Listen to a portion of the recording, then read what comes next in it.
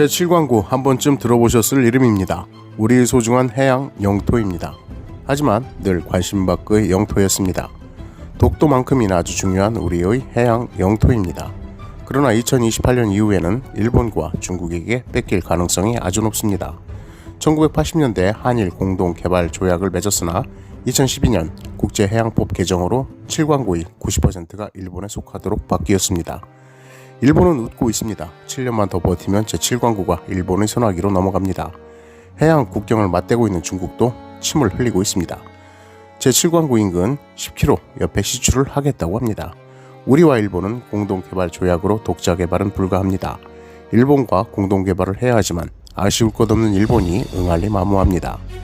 경제성이 없다는 터무니없는 이유로 매번 거절합니다. 명백한 시간 끌기입니다. 이 지역은 원유 매장량이 사우디아라비아의 10배입니다. 4천조 이상의 원유가 매장이 되어 있습니다. 지난 40년 정부는 무엇을 했는지 분통 터질 노릇입니다. 이상할 만큼 역대 정부와 언론은 조용했습니다.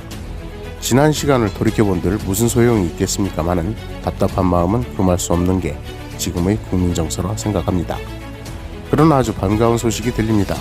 정부는 올 2월에 늦었지만 제7광구 개발에 다시 나서기로 했습니다.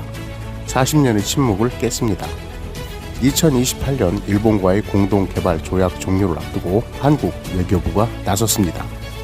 일본의 개발 의지를 천명했습니다. 예상했던 대로 일본의 반응은 냉담합니다. 예상했던 일이었습니다. 이곳에 대한민국의 영토임을 표시하는 구조물을 설치하였습니다. 중국과 일본은 한국은 최근 이런 행보를 주목하기 시작했습니다. 사실 이 두 국가는 한국을 배제하고 2008년 상호 조약을 통해 제7광구 분할에 대해 합의 직전까지 가기도 했습니다.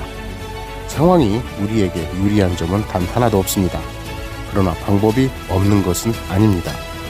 2028년 조약이 종료되기 전에 우리가 먼저 국제기구에 중재를 요청을 해야 합니다.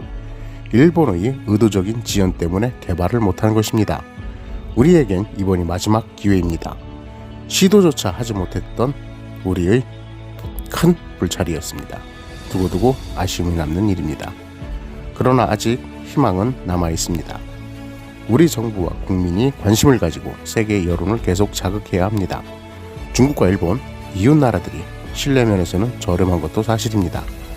팔짱 끼고 있는 일본과 빨대를 꽂으려고 하는 중국, 이제 막 긴 침묵을 깨고 소중한 우리 해양 영토를 지키려는 우리 정부에게 힘찬 박수를 보냅니다. 대한민국 파이팅!